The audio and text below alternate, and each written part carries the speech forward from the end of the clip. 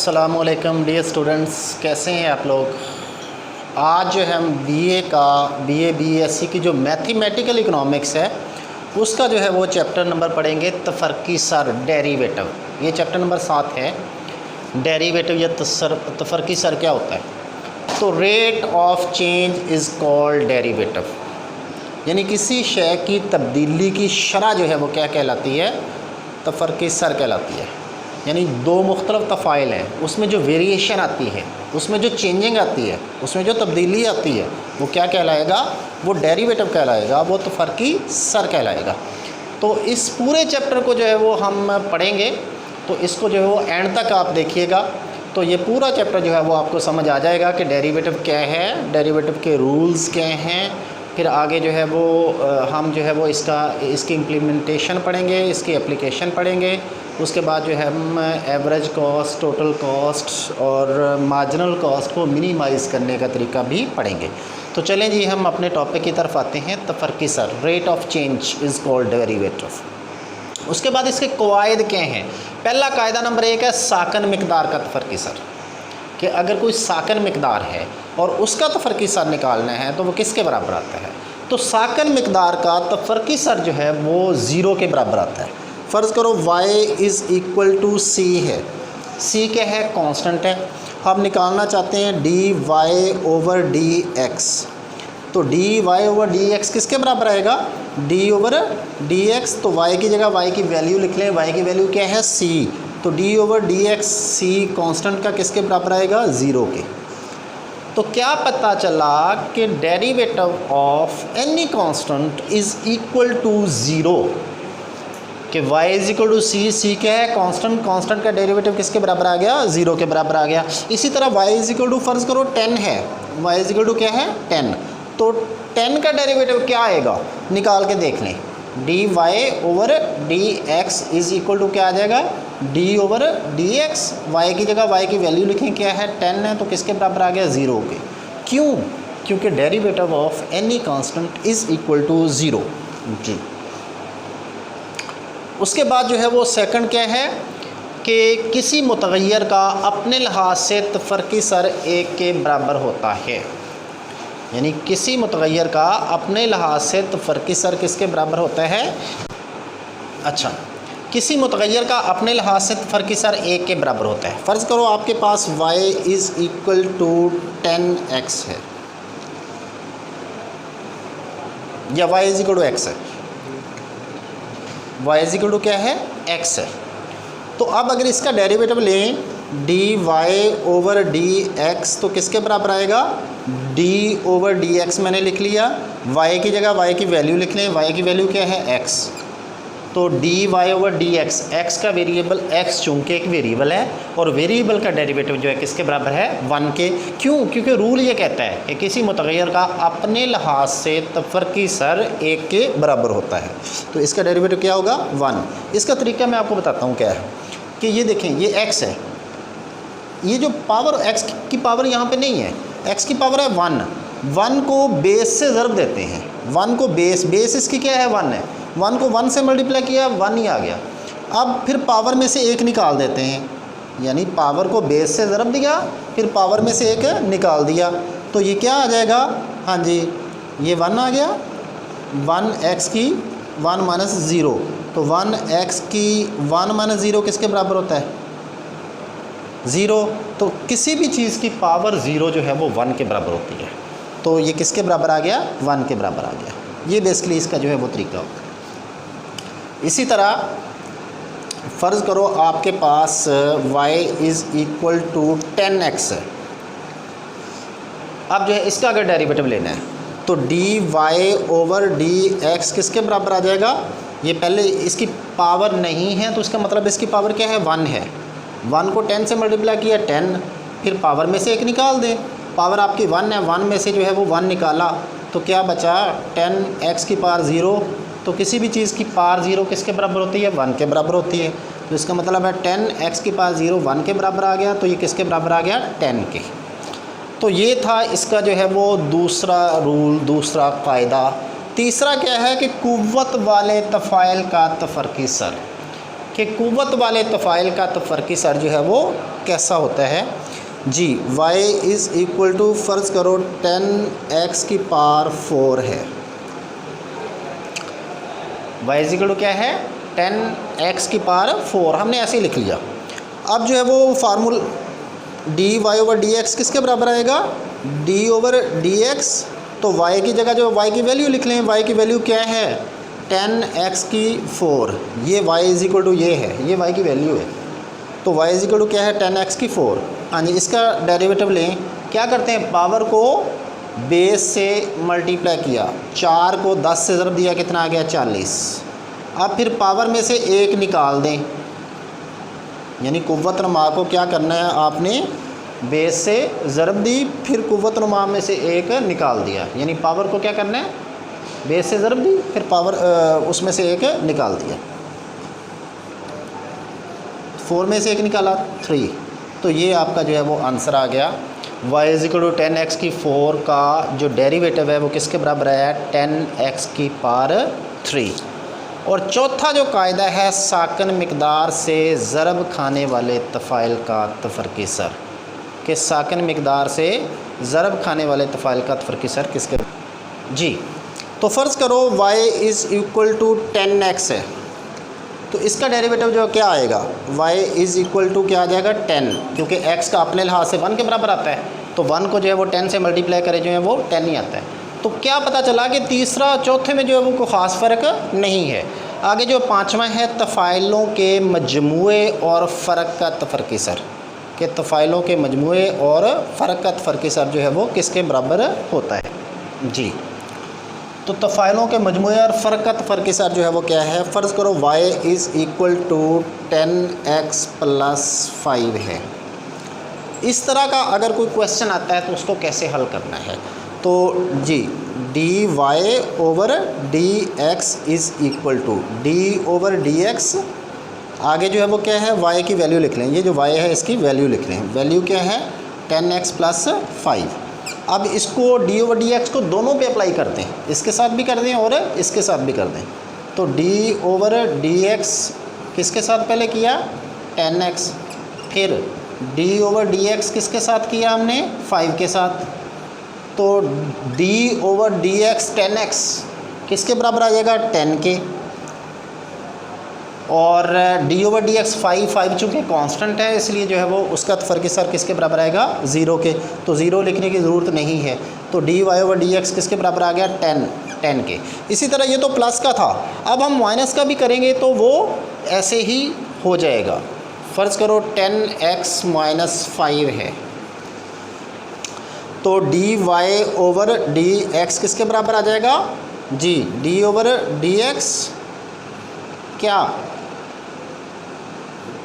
10x minus 5, ये दोनों पे अप्लाई कर दें, d over dx 10x minus d over dx 5, तो 10x का डेरिवेटिव 10 आता है, 5 का जो है वो 0 आता है, तो आंसर जो है वो 10 आ गया। तो इस तरीके से जो है आप तफ़ाइल के मजमूए और फ़र्क का तफरकी सर जो है वो निकाल सकते हो।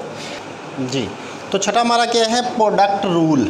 प्रोडक्ट रूल क्या है कि जब दो आपके पास जो है वो मिकदारें हैं, उनके हासिले ज़रब का जो है वो मजमूआ जो है वो क्या कहलाता है प्रोडक्ट रूल कहलाता है। और ये जो प्रोडक्ट रूल है ये इसका फार्मूला क्या है dy over dx is equal to dy over du into du over dx।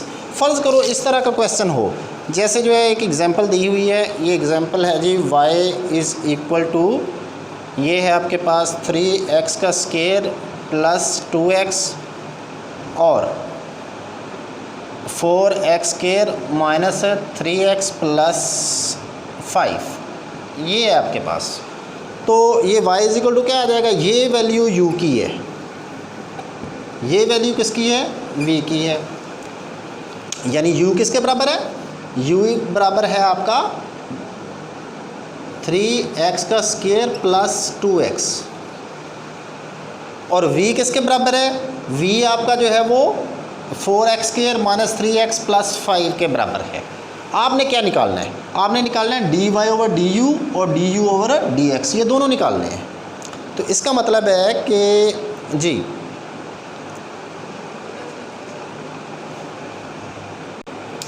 Sorry, यहाँ पे जो है वो गलती होगी कि फार्मूला प्रोडक्ट टूल का जो है वो ये है dy over D X is equal to U dot D V over D X plus V dot D U over D X, ये फार्मूला है प्रोडक्ट टूल का। तो एग्जाम्पल क्या है, y is equal to 3x square plus 2x और 4x square minus 3x plus 5 into करके लिखा हुआ है।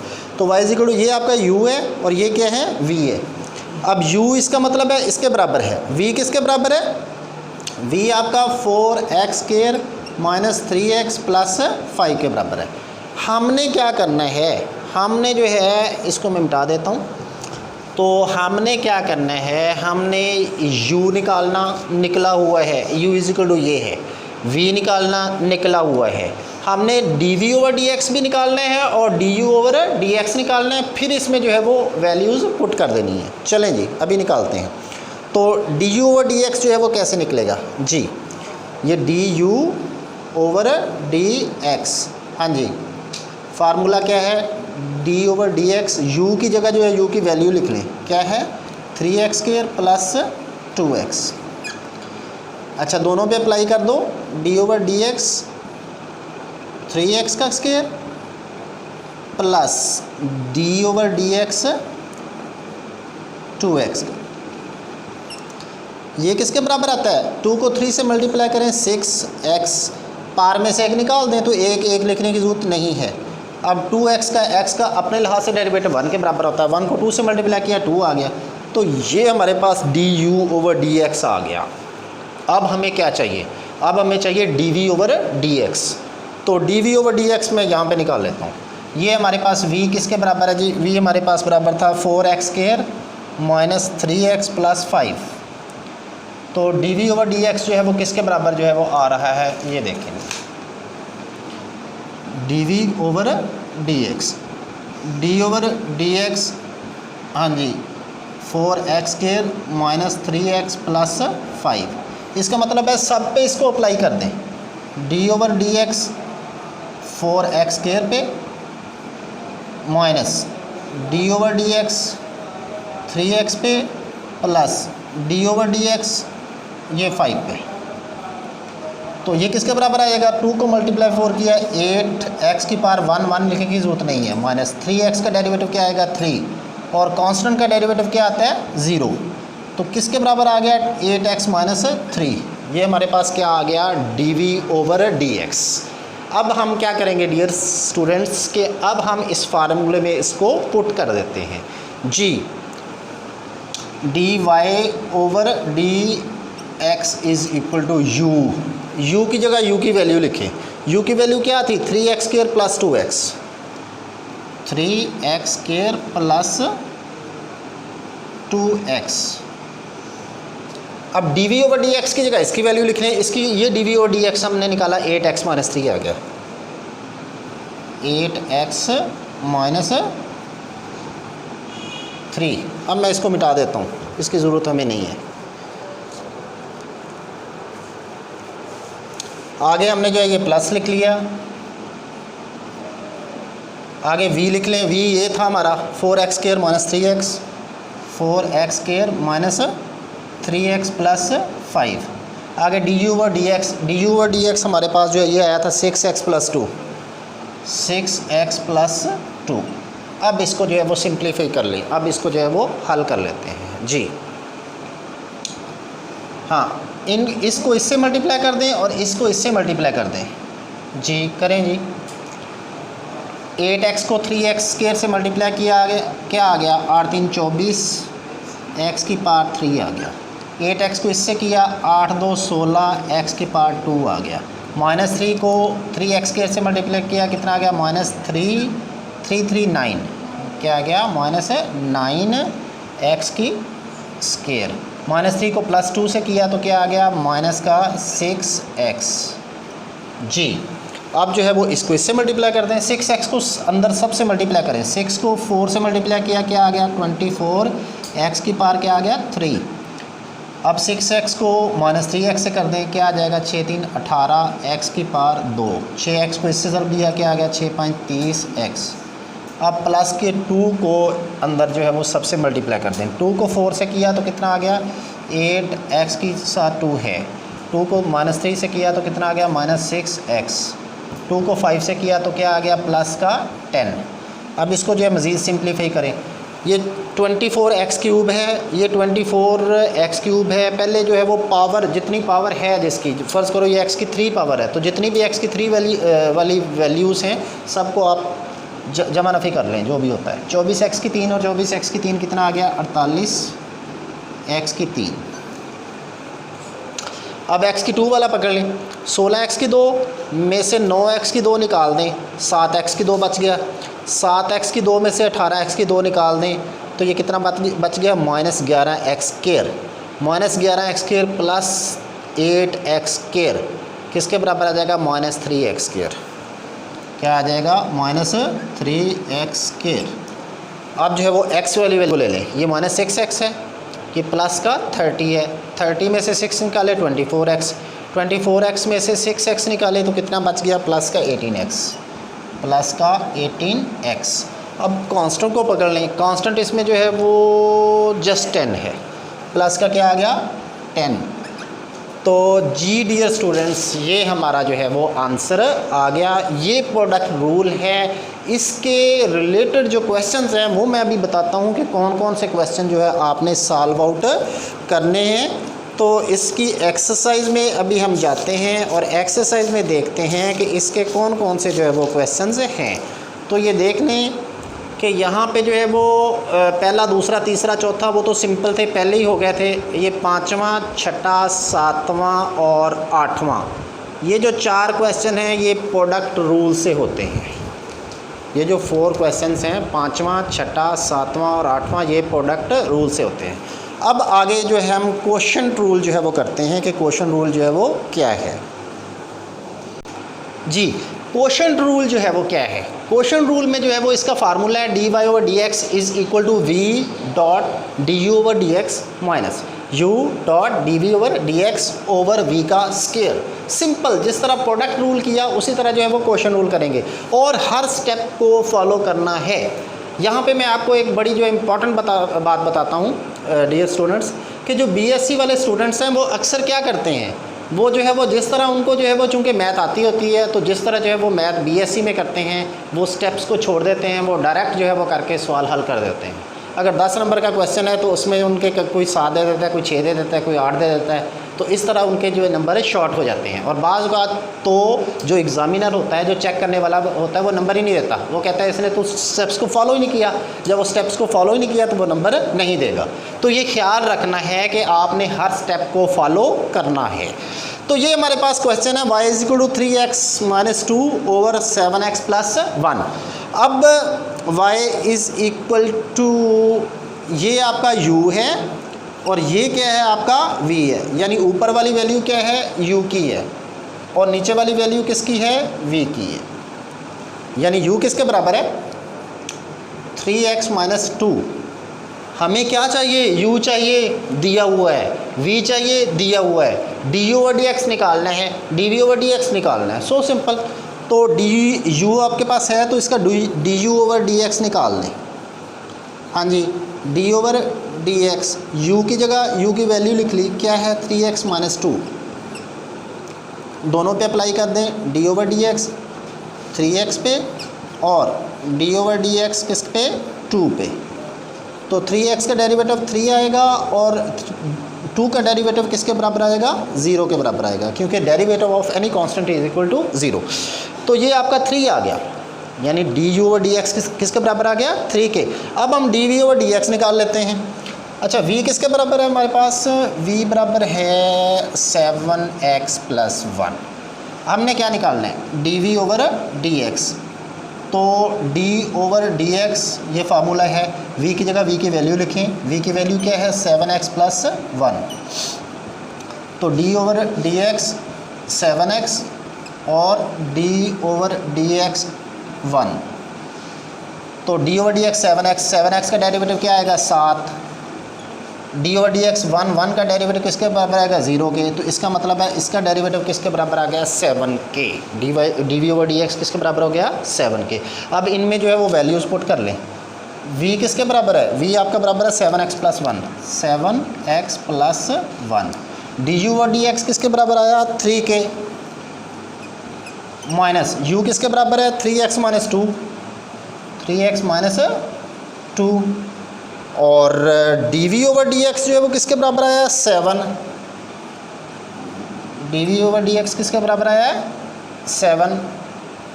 ओके, अब जो है वो हम इसको जो है वो आगे सॉल्व करते हैं।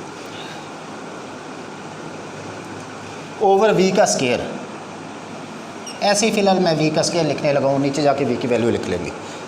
तो 3 को 7x से मल्टीप्लाई किया, कितना आ गया 21x, 3 को 1 से किया, क्या आ गया प्लस का 3 माइनस, ओके 7 को 3x से किया तो कितना आ गया 21x, 7 को माइनस 2 से की कितना आ गया माइनस 14 ओवर v का स्केयर, या वैल्यू लिख लें, वैल्यू का स्केयर भी लिख सकते हैं। तो 21x plus 3 minus 21x minus 1 क्या हो गया प्लस का 14 ओवर v का स्केयर, v की जगह v की वैल्यू यहाँ पे मैं लिख लेता हूँ, क्या है 7x प्लस 1 का स्केयर।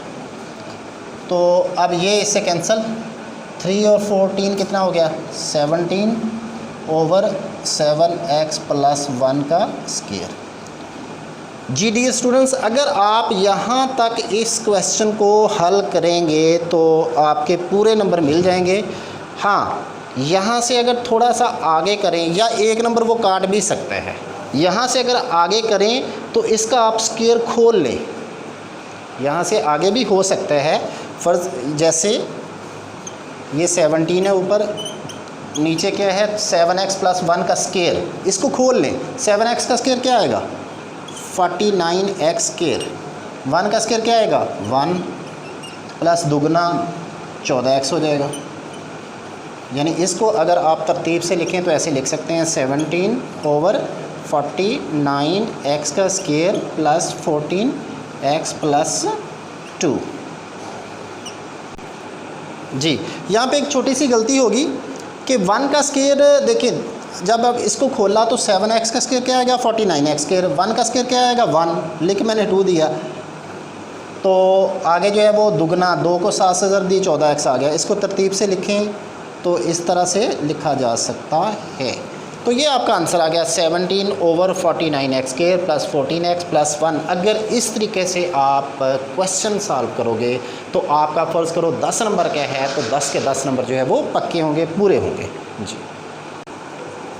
जी, तो ये बेटा क्वेश्चन रूल जो है उसके ये क्वेश्चंस हैं। ये 9th क्वेश्चन है y equal to x minus 1 over x plus 1।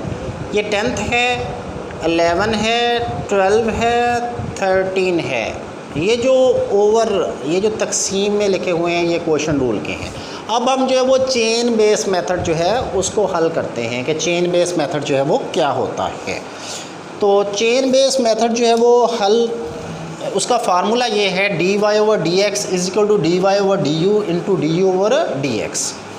Example हमें दी गई है y is equal to 5x square minus 3x into इसकी पार क्या है 10। अब देखिए हमें 2 चीज़ें चाहिए। कितनी चीज़ें चाहिए 2। एक तो dy बाई du चाहिए और दूसरी du ओवर dx चाहिए। तो इसका मतलब हमें u हमारे पास होना ज़रूरी है। तो इसको ऐसे भी तो लिख सकता हूँ y is equal to u की पार 10, क्योंकि ये 5x स्केयर माइनस 3x आपका u है। ये क्या है आपका u है, ये क्या है u है। तो y इज इक्वल टू क्या लिख सकते हैं u की पावर 10। अब dy ओवर du निकाल लें यहाँ से, dy ओवर du। हाँ जी, फार्मूला क्या है d over dx dy over du। Okay, y की जगह y की वैल्यू लिख लें। y की वैल्यू क्या है u की पावर 10। तो 10 बेस से मल्टीप्लाई करता है 10, u की पावर में से एक निकाल दें 9।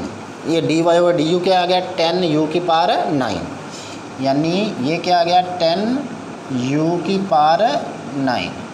ओके, अब du ओवर dx निकाल लें। तो u तो आपके पास गिवन है, u इज इक्वल टू क्या है 5x स्क्वायर माइनस 3x। तो du ओवर dx निकालें जी, d ओवर dx u की जगह u की वैल्यू लिख लें, क्या है 5x स्क्वायर माइनस 3x। अब दोनों पे अप्लाई कर दो, d over dx 5x square और d ओवर dx 3x। तो 5x स्क्वायर का क्या आएगा 10x आ जाएगा और 3x का क्या आ जाएगा 3 आ जाएगा। तो 10x माइनस 3 आ गया आपका 10x माइनस 3। ओके, तो फार्मूला क्या था dy over D you into d over D x, दोनों चीज़ें निकाल ली, मल्टीप्लाई कर लें। अब 10u, u की जगह u की वैल्यू लिख लो। u की वैल्यू क्या है 5x square minus 3x, 5x square minus 3x, इसकी पार क्या है 9 इंटू 10x माइनस 3। तो 10 को अंदर मल्टीप्लाई कर दो, 10 को इससे मल्टीप्लाई करेंगे क्या आ जाएगा 100x माइनस 10 को 3 से मल्टीप्लाई किया क्या आ गया 30 into 5x square minus 3x, इसकी पार क्या आ जाएगा 9। तो जी dear students this is our answer. तो अब इससे जो रिलेटेड क्वेश्चंस हैं वो क्या हैं, वो अभी मैं आपको जो है वो बताता हूँ कि कौन से क्वेश्चंस हैं जी। ये जो है वो पावर वाला, ये जो है 9 है, ये 12 है, 14 है, 12, 13, 14, 14, 15, ये वाले जो है वो इसको आप हल कर सकते हो जी। क्या कर रहे थे? तो ये हमारी मश्क जो है वो हल होगी। अब दूसरे दर्जे का तफरकी सर अगर कहे, वो दूसरे दर्जे का तफरकी सर, इसका मतलब है कि डबल डेरिवेटिव लेना है। फ़र्ज़ करो उसने कोई एग्जांपल दी हुई है, एग्जांपल आपके पास y is equal to 15x की cube minus 4x square plus 5, ये इसका क्वेश्चन दिया हुआ है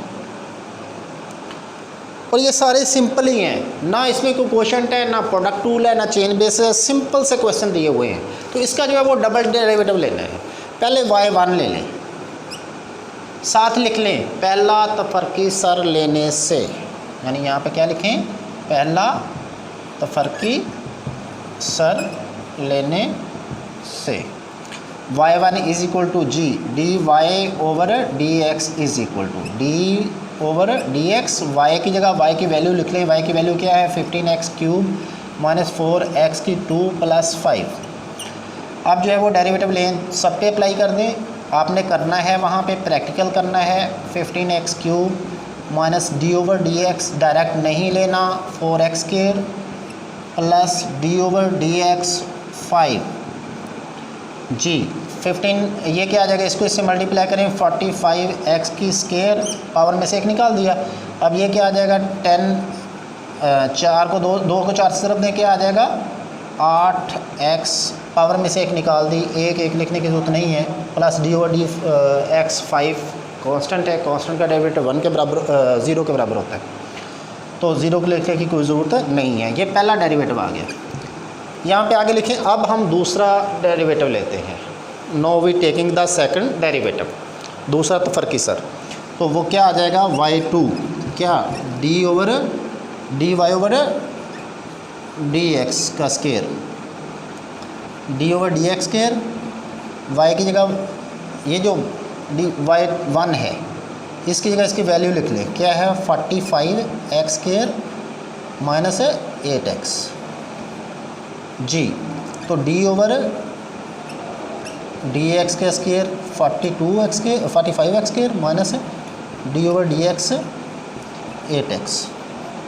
अब ये क्या आ जाएगा 90x और ये कितना आ जाएगा 8। तो ये आपका सेकंड डेरिवेटिव का आंसर आ गया। तो ये पूरी मश्क जो है वो देख लें आप, ये इसके जो है वो 10 क्वेश्चन हैं, 10 के 10 बहुत सिंपल हैं, इसको आप इजीली इस तरीके से हल कर सकते हैं। अब अगला जो है हम तफरकी सरों के ज़रिए तलब और रस की लचक की पैमाइश करते हैं जी। डियर स्टूडेंट्स, हमारा जो अगला टॉपिक है वो है तफरकी सरों के ज़रिए तलब और रसद की लचक की पैमाइश। तो स्टूडेंट्स आपको पता है कि तलब की लचक का फार्मूला क्या है, इलास्टिसिटी ऑफ डिमांड किसके बराबर होता है डेल्टा क्यू बटा delta P multiply by P over Q. ये है तलब की लचक का फार्मूला और रसद की लचक का भी फार्मूला यही है, डेल्टा क्यू बटा delta P multiply by P over Q. यहाँ पे लिख लेंगे इलास्टिसिटी ऑफ सप्लाई। तो अभी हम एक एग्जांपल जो है वो करते हैं, वहाँ पे जो है इसका इतलाक़ करके देखते हैं। तो एग्ज़ाम्पल है हमारे पास, हमें तलब की दरअसल तफ़ाइली मुसावात दी गई है। मुसावात क्या है? Q is equal to 200 minus 4P।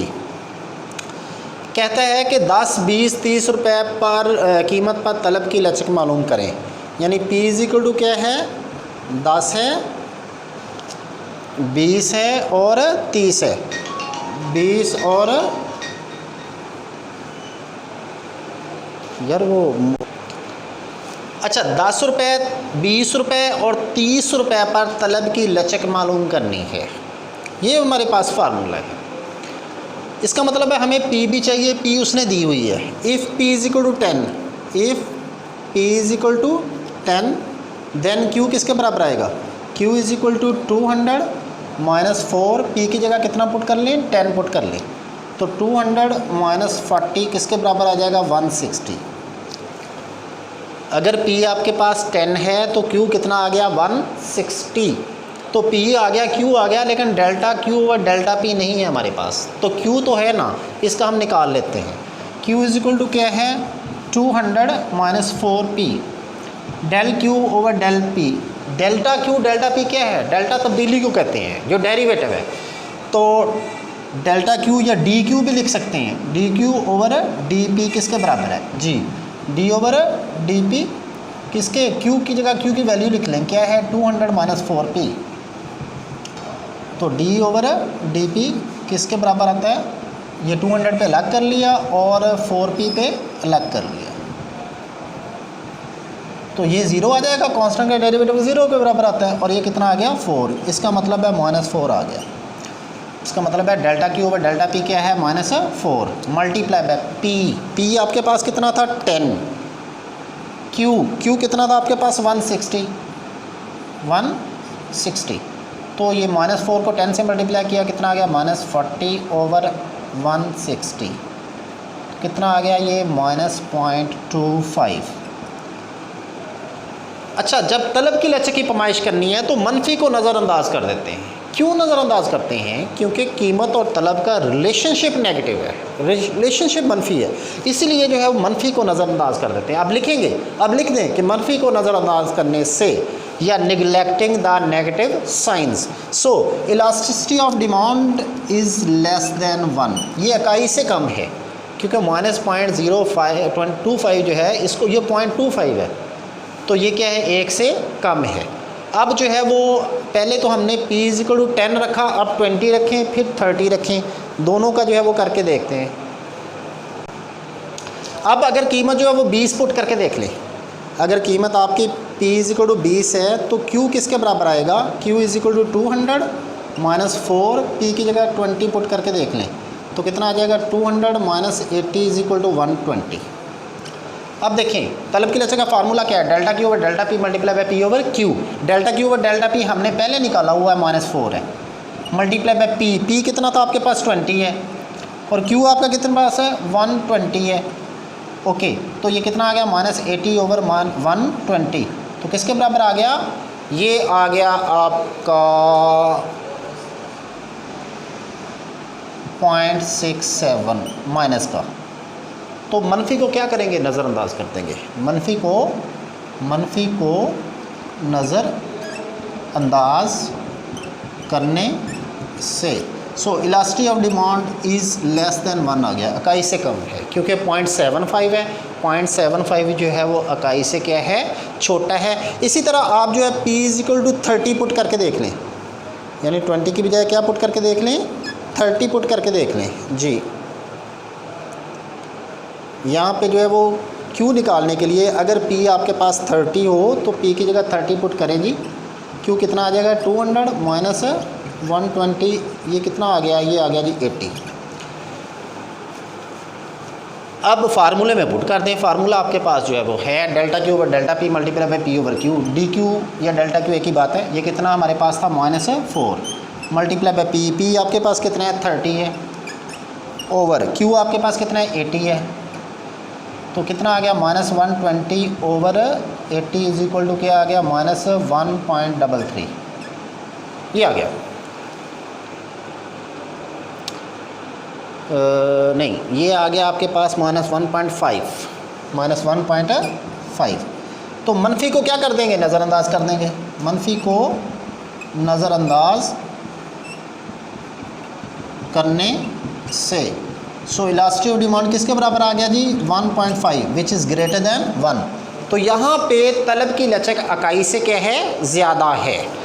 सो ये हमारा था तलब की लचक की पैमाइश करें किस पे, अगर मिकदार ये दी गई हो 200 माइनस 4p और प्राइसेस आपके पास 10, 20 और 30 हों। इसी तरह जो है ये मिकदार भी बदल सकती है, यानी अगर होता 100 माइनस 10p और आपकी पी दी होती 2, 4, 6, तो इसी तरह जो है वो सेम क्वेश्चन हम हल कर सकते थे। अब हम जो है वो रसद की लचक की पैमाइश करते हैं कि रसद की लचक की पैमाइश कैसे करेंगे। सेम फार्मूला, तलब की लचक का क्या था, डेल्टा क्यू और delta P multiply by P over Q. तो रसद की लचक का भी क्या फार्मूला है, सेम ही है, डेल्टा क्यू बटे delta P multiply by P over Q. तो ये सेम है, इसलिए स्टूडेंट्स को जो है वो याद करने की ज़रूरत नहीं है। जो तलब की लचक का फार्मूला याद किया वही रसद की लचक का फार्मूला है, साथ बस ES लिख दें। अब Q आपके पास जो है वो दिया गया है, कोई एग्जांपल है, Q is equal to 50 plus 3P और P की वैल्यू आपके पास 3 दी है उसने, 10, 15, 20। ये 4 भी दे सकता था, ये 5 भी दे सकता था, ये 2 भी दे सकता है, ये 1 भी दे सकता है। परेशान होने की ज़रूरत नहीं है, बहुत सिंपल सवाल है। अगर P आपके पास 10 हो, अच्छा इसमें देखें कि हमें चाहिए क्या, एक तो हमें चाहिए P जो उसने ऑलरेडी दे दी है 10, 15, 20 की शक्ल में, एक चाहिए Q हम अभी निकाल लेंगे, P इसमें पुट करते जाएंगे तो Q की वैल्यू निकलती जाएंगी। एक हमें चाहिए डेल्टा Q बटा delta P, delta Q over delta P। इसका मतलब है 3 चीज़ें चाहिए, तो P गिवन है, Q निकालते हैं।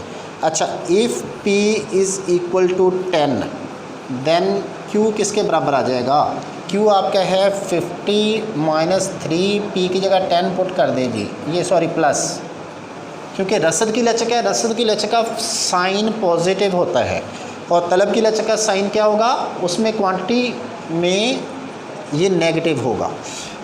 तो ये 50 प्लस 30 किसके बराबर आ जाएगा, 80 के बराबर आ जाएगा।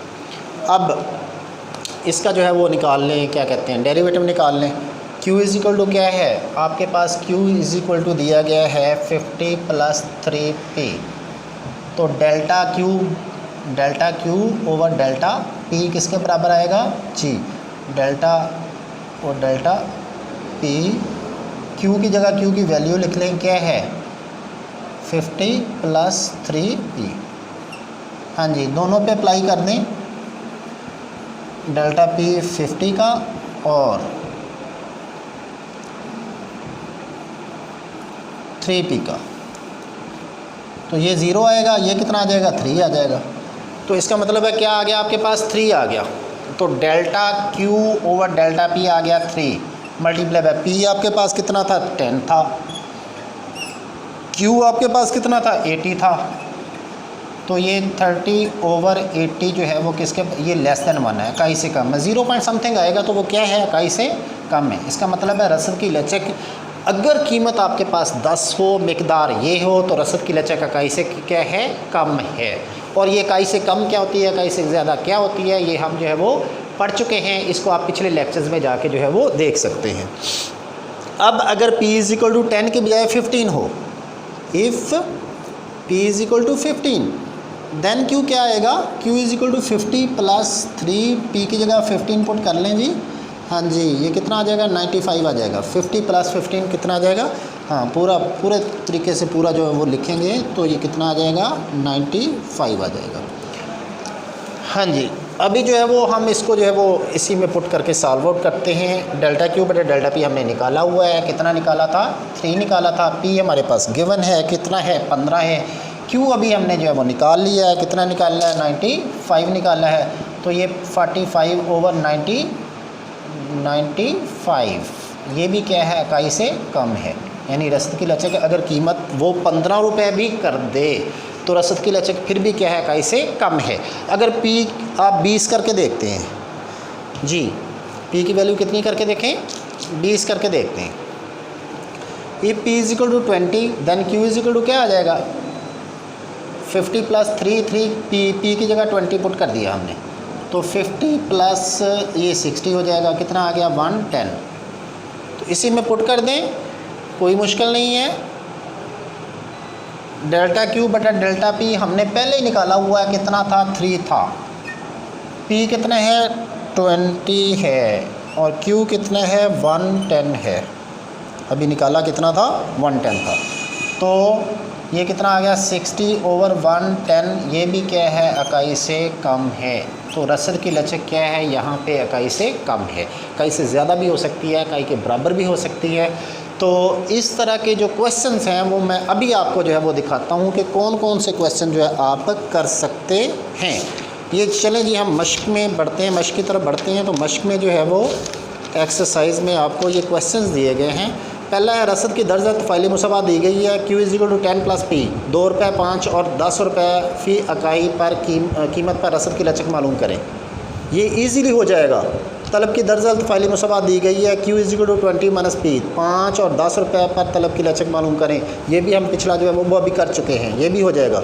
आगे तीसरा क्वेश्चन है, ये भी हो जाएगा। ये आपको रसद की लचक मालूम करने को कहा गया है। अगला भी रसद की लचक है, अगला तलब की फ़ाइल वो तलब की लचक है, अगला भी तलब की लचक है, अगला रसद की लचक है, अगला जो है वो रसद की लचक है।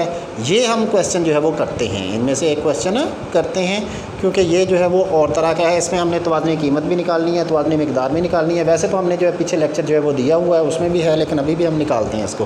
लेकिन इसमें देखें कि अगर इस तरह के क्वेश्चन हों, रसद की दर्जत फ़ाइल मुसवा दी गई है, Q = 100 + 3P + 0.02P का स्केयर, तो फिर जो है वो कैसे करेंगे, ये मैं अभी क्वेश्चन करता हूँ, क्योंकि जो है वो ये ज़रूरी है करना। जी डियर स्टूडेंट्स, अगर इस तरह के हमारे पास क्वेश्चन हो, Q = 100 + 4P + 0.5P का स्केयर और P = 10 और 20 हो, तो रसद की लचक मालूम करने को कहा गया हो। इसमें देखें कि चूँकि जो है इसमें स्केयर में वैल्यू है, जो पिछला क्वेश्चन किया था उससे थोड़ा सा हट के है। तो अभी जो है हम इसको हल करते हैं। अगर P आपके पास 10 हो तो Q कितना आएगा, Q आएगा 100 + 4, P की जगह 10 पुट कर लें, प्लस 0.5, P की जगह 10 पुट कर लें, इसका स्केयर। तो ये 100 + 40 प्लस ये 100 हो जाएगा, 10 का स्केयर। 100 को 0.5 से मल्टीप्लाई किया है तो 50 आ गया। तो ये कितना आ गया, तीनों को जमा करें तो 190 आ गया। ये आपके पास क्या आ गया Q।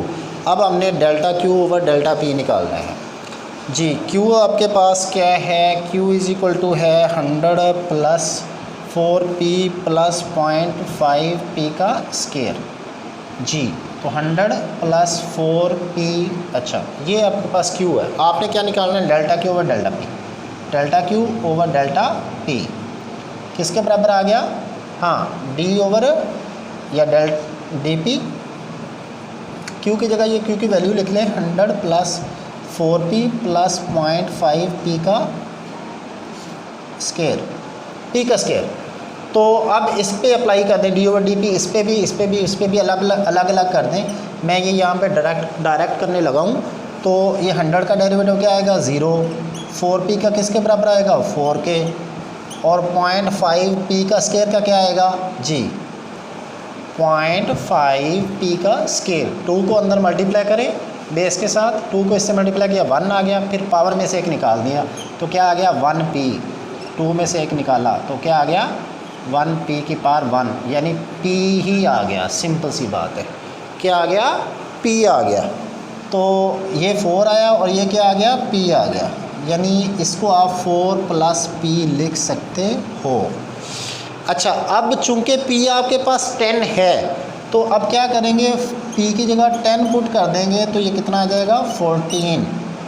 अब जो है इस फार्मूले में पुट कर दो, डेल्टा Q/डेल्टा P कितना है 14, P कितना था आपके पास 10 था, Q कितना था 190 था, तो क्या आ गया 140/190।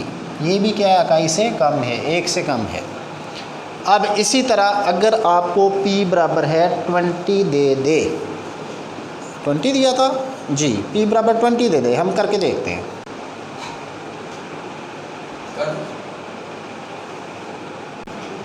अब अगर P की वैल्यू 20 है 20 है तो Q इज इक्वल टू क्या आ जाएगा 100 प्लस 4 P की जगह 20 पुट कर लें प्लस 0.5 P की जगह 20 का स्क्वायर।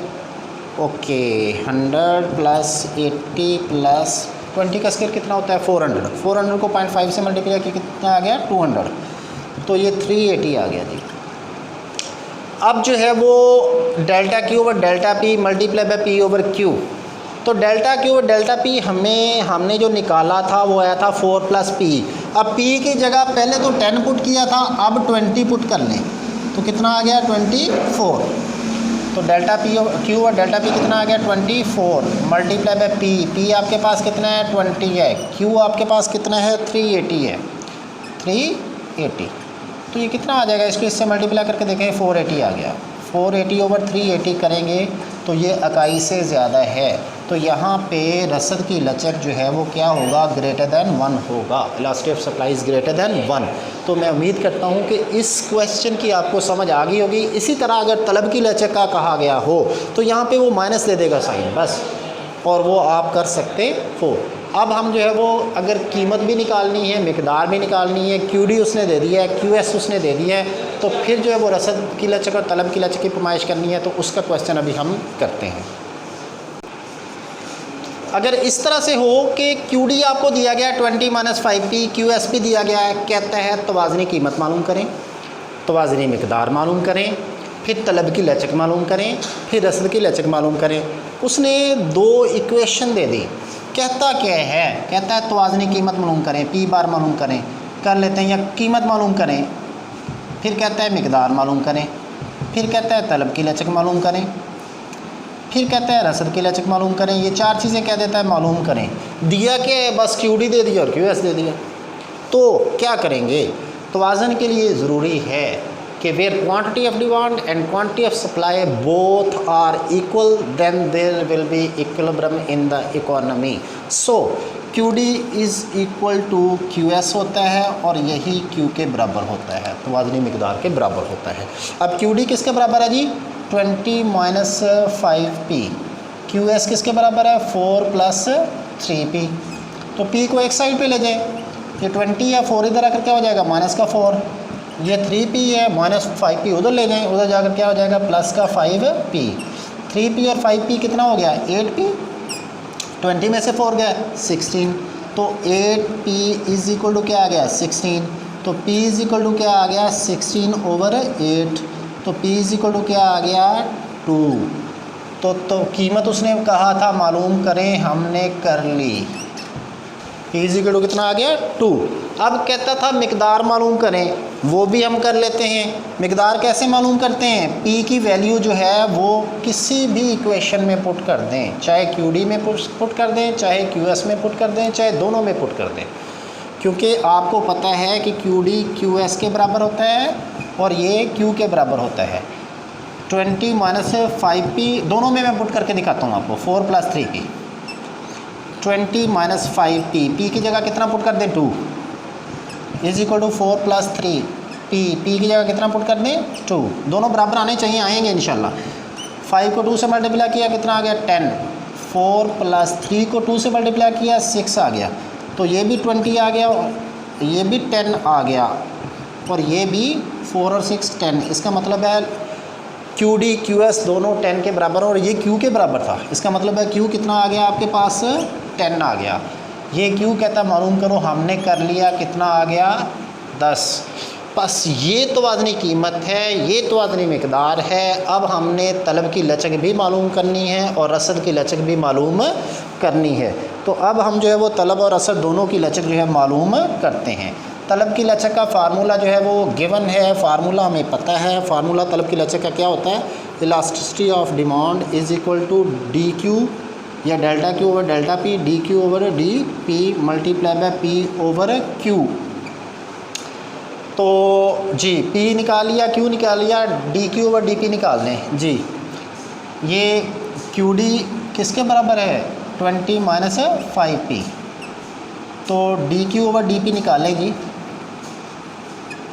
हाँ जी, D ओवर DP, Q की जगह Q की वैल्यू लिख लें, क्या है 20 माइनस 5P, तो D ओवर DP 20 और D over D P 5p। ये 0 आ गया और ये कितना आ गया 5, इसका मतलब है -5 आ गया। यानी तलब की लचक हमने निकाल ली, कितनी आ गई माइनस, नहीं ये हमारे पास जो है हाँ delta Q over delta P हमने निकाला। अभी हमने delta Q over delta P निकाला है, यानी हमने क्या निकाला है D Q over D P, और ये हमारे पास कितना आया है -5। ये अभी मैं मिटाने लगा हूँ इसको।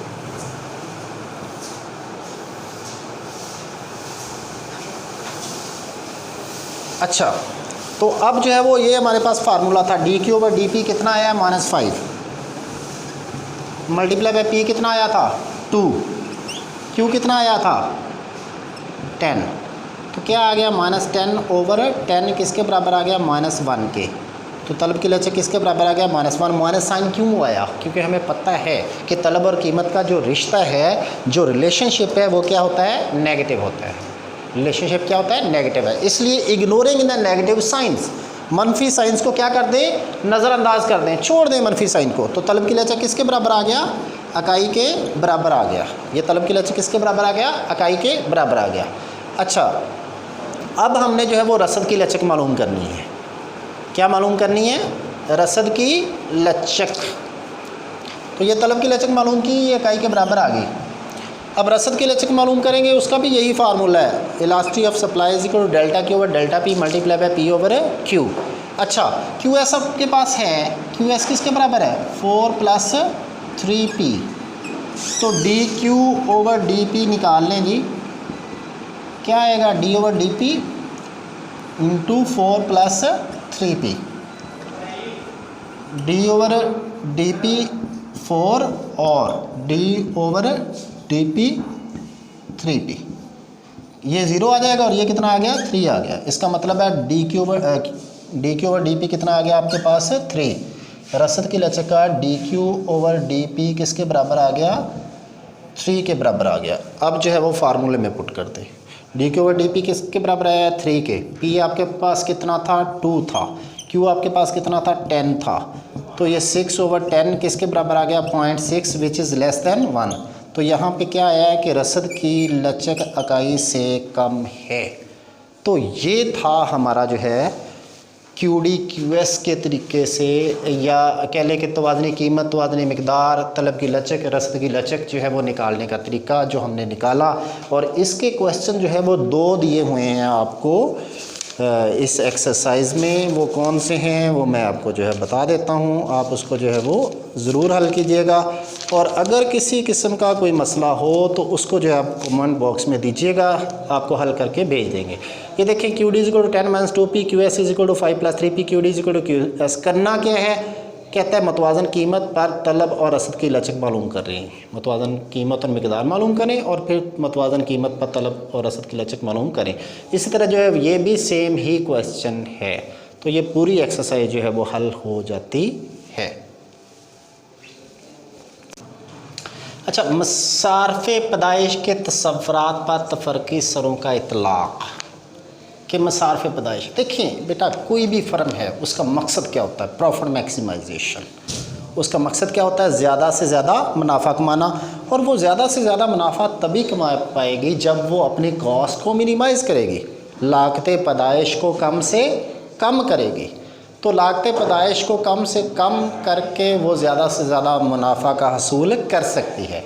अब हम देखते हैं कि इसमें टोटल कॉस्ट किसके बराबर होती है, ठीक है, एवरेज कॉस्ट किसके बराबर होती है और एमसी किसके बराबर होता है। तो टीसी जो है टोटल कॉस्ट जो है वो किसके बराबर है, अगर एसी एवरेज कॉस्ट को पैदावार की इकाइयों से मल्टीप्लाई कर दें तो वो किसके बराबर हो जाता है टोटल कॉस्ट आ जाता है।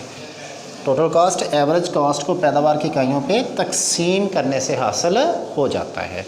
और ये जो है वो हम लेक्चर्स में टोटल कॉस्ट क्या है एवरेज कॉस्ट क्या है वो पढ़ चुके हैं। टोटल कॉस्ट क्या है, किसी चीज़ को पैदा करने पे जो लागत आती है उसको क्या कहेंगे, कुल लागत या टोटल कॉस्ट, टीसी से भी ज़ाहिर करते हैं।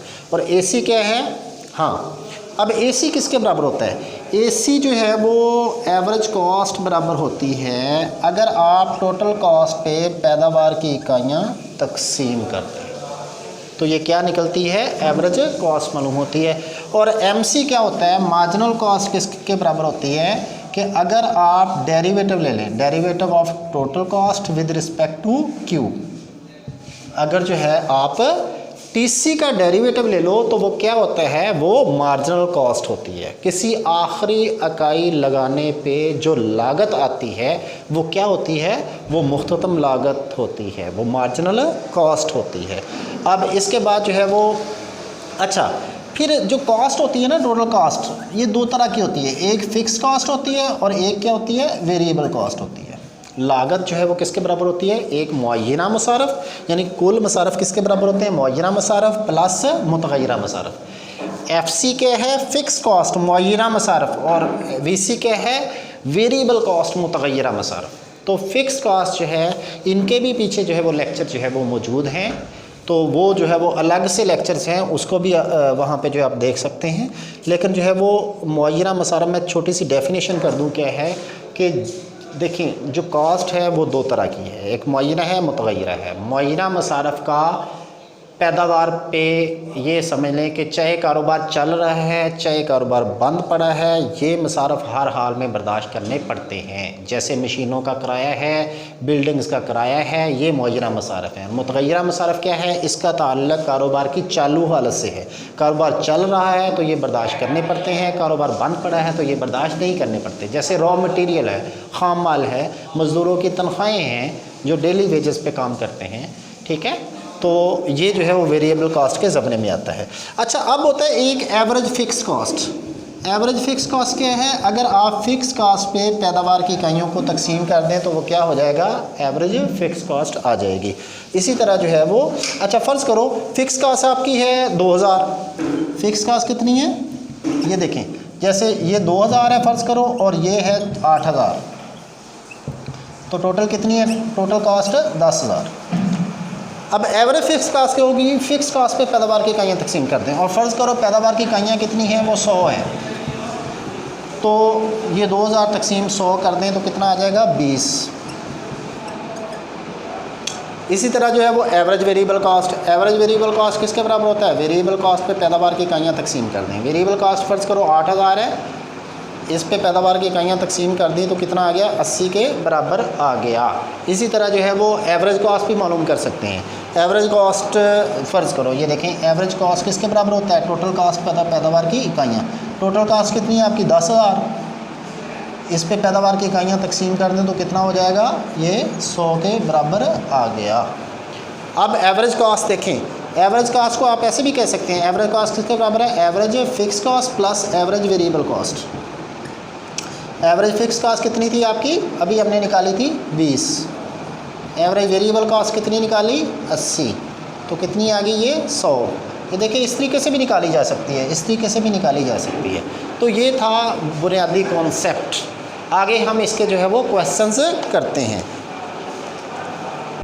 जी बेटा, अगर आपको ये कुल मसारफ़ का तफ़ाइल दिया गया है, कुल मसारफ़ TC टोटल कॉस्ट किसके बराबर है, 20 + 2Q - Q² + 3Q², और आपको कहें कि आपने एक तो मालूम करना है AC और दूसरा आपने मालूम करना है MC, तो आप इजीली मालूम कर सकते हैं। AC मालूम करने के लिए क्या करेंगे, आपको पता है AC किसके बराबर होता है, अगर टोटल कॉस्ट पे पैदावार की मिकदार, पैदावार की इकाइयाँ तकसीम कर दें तो ये टोटल कास्ट क्या है आपके पास, 20 + 2Q - Q² + 3Q³ / Q, सब पे अलग अलग कर दें, ये क्या आ जाएगा 20/Q, ये क्या आ जाएगा 2Q/Q, ये क्या आ जाएगा Q² / Q, और ये क्या आ जाएगा 3Q³ / Q।